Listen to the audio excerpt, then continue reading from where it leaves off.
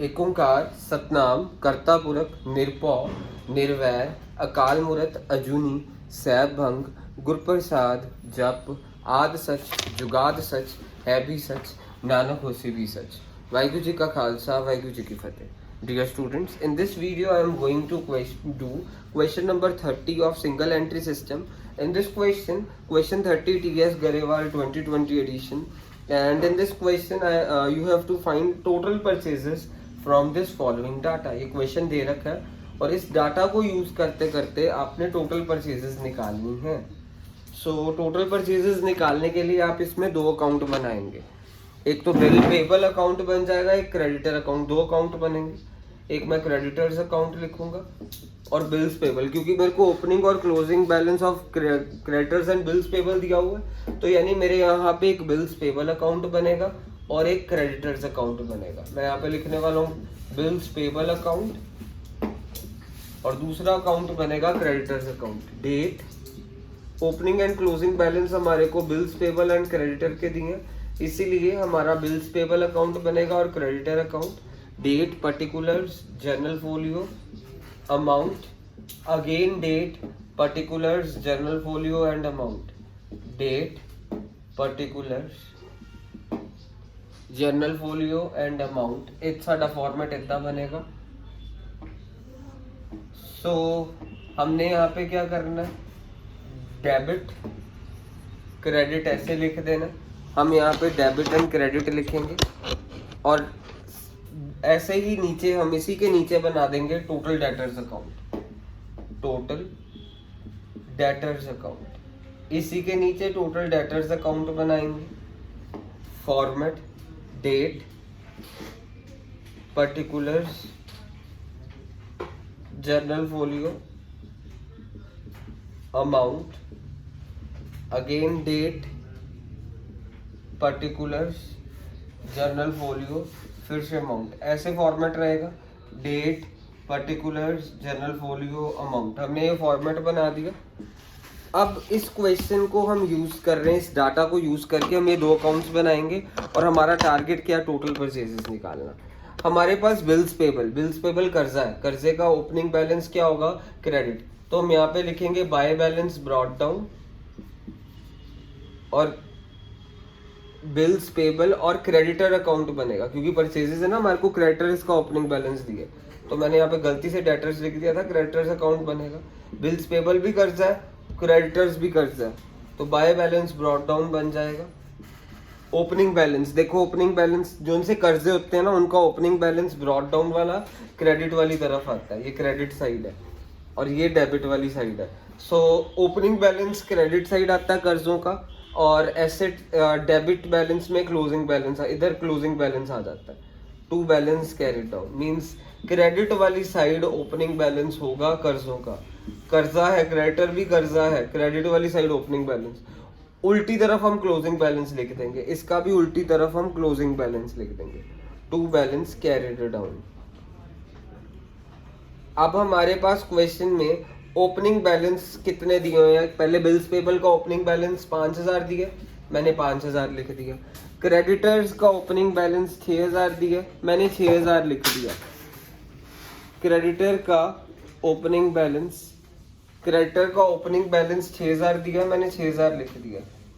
फिर उसके बाद क्वेश्चन में बिल्स पेबल का क्लोजिंग बैलेंस कितना दिया, देखो बिल्स पेबल का क्लोजिंग बैलेंस 7000, डेटर्स का क्रेडिटर्स का क्लोजिंग बैलेंस कितना दिया, 4000। Closing balance of creditor, question को देखिएगा, क्लोजिंग बैलेंस ऑफ क्रेडिटर 4000, मैंने क्रेडिटर के क्लोजिंग बैलेंस में 4000 लिख दिया। यहाँ पे देखो क्लोजिंग बैलेंस 4000।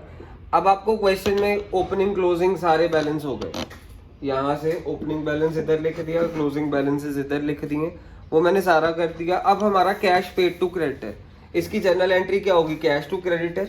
तो मैं सीधा हम यहाँ पे पोस्ट कर रहा हूँ, cash account debit to creditor means creditor to cash, sorry, cash paid to creditor. इसकी जर्नल एंट्री क्या होगी, क्रेडिटर टू कैश, हम यहाँ पे क्रेडिटर टू कैश लिख देंगे।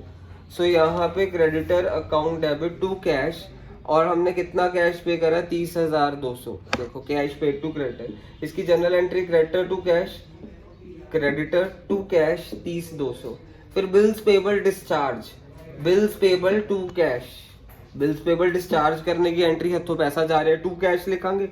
Bills payable to cash, creditors ਨੂੰ पैसा दे रहे हैं, हथों पैसा जा रहा है इसलिए to cash, creditors to cash, bills payable to cash. Bills payable किन्ने डिस्चार्ज करे 8900 ਦੇ, ਸੋ ਆਪਾਂ 8900 ਤੇ ਰਿਟਰਨ ਆਊਟਵਰਡ ਦੂਜਾ ਨਾਮ ਹੈਗਾ ਆਪਣਾ ਪਰਚੇਜ਼ ਰਿਟਰਨ ਦਾ। ਸੋ ਪਰਚੇਜ਼ ਰਿਟਰਨ ਦਾ ਦੂਜਾ ਨਾਮ ਰਿਟਰਨ ਆਊਟਵਰਡ ਸਾਨੂੰ ਦਿੱਤਾ ਹੈ 1200। ਐਂਟਰੀ ਕੀ ਹੁੰਦੀ ਰਿਟਰਨ ਆਊਟਵਰਡ ਦੀ, ਜੇ ਪਰਚੇਜ਼ ਡੈਬਿਟ ਹੁੰਦਾ ਹੈ ਤਾਂ ਪਰਚੇਜ਼ ਰਿਟਰਨ ਕ੍ਰੈਡਿਟ ਹੁੰਦਾ ਹੈ। So creditor to purchase means creditors debit, purchase debit purchase return credit होगा। So creditor to purchase return इदा लिख देवांगे, क्रेडिटर टू परचेज रिटर्न ਅਸੀਂ ਇੱਥੇ ਲਿਖ ਦੇਵਾਂਗੇ 1200। ਜੇ परचेज डेबिट ਹੁੰਦਾ ਤਾਂ परचेज रिटर्न क्रेडिट ਹੁੰਦਾ। ਸੋ ਇਹਦੀ ਐਂਟਰੀ ਕੀ ਹੋਊਗੀ creditor to purchase return 1200। Cash purchases ਦੀ ਐਂਟਰੀ ਕੀ ਹੁੰਦੀ परचेजेस टू कैश, ਉਹ ਇੱਥੇ ਆਏਗੀ ਨਹੀਂ। ਕਿਉਂ? ਕਿਉਂਕਿ ਸਾਡਾ ਦੇਖਣਾ ਕਿ ਕ੍ਰੈਡੀਟਰ ਦੇ ਪਿੱਛੇ ਪੁੱਠੇ ਪਾਸੇ ਕੀ ਤੇ ਬਿਲਸ ਪੇਬਲ ਦੇ ਉਲਟੀ ਤਰਫ ਕੀ ਹੈ। ਸੋ परचेजेस टू कैश ਦੇ ਵਿੱਚ ਕੁਝ ਆ ਹੀ ਨਹੀਂ ਰਿਹਾ, परचेजेस टू कैश ਵਾਲੀ ਐਂਟਰੀ ਅਸੀਂ ਇੱਥੇ ਨਹੀਂ ਲਿਖਾਂਗੇ। ਸੋ ਸਾਡਾ ਹੁਣ ਇਹ ਕੁਐਸਚਨ ਖਤਮ ਹੋਣ ਵਾਲਾ। ਇੱਥੇ ਕੀ ਕਰਾਂਗੇ ਅਸੀਂ ਟੋਟਲ ਕਰਾਂਗੇ, ਦੋਨਾਂ ਦਾ ਟੋਟਲ ਇਹ ਵਾਲੇ ਪਾਸੇ ਦਾ ਵੱਡਾ ਆ ਰਿਹਾ 15900, ਇੱਥੇ ਵੀ 15900 ਲਿਖਿਆ। 15900 ਚੋਂ 5000 ਮਾਈਨਸ ਕਰਿਆ, ਸਾਡੇ ਕੋਲ ਆਇਆ 10900।